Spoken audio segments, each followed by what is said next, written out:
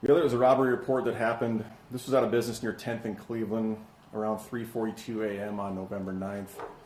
In this case, an employee had reported that there was a man that had been in the business for several hours and been asking customers that were in the business to buy him a cup of coffee.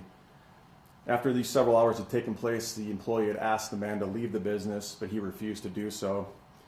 A short time later, the man then went behind the counter at this business and actually tried to get coffee himself.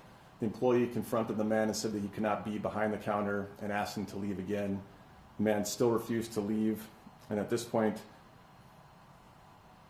when she approached him, he struck her. They both ended up going to the ground, and the struggle was on the ground for a short period of time. The employee reported that the man struck her in the head several times while also holding her to the ground with his forearm.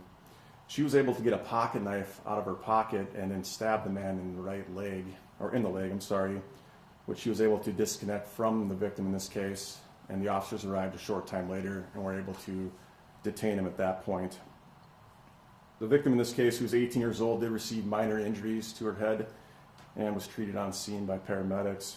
The man in this case was taken to the hospital with non-life-threatening injuries. He's still at the hospital at this point, so I'm unable to release his name or information as there's no charges at this point, but we anticipate at some point there will be, and we can release some information after that.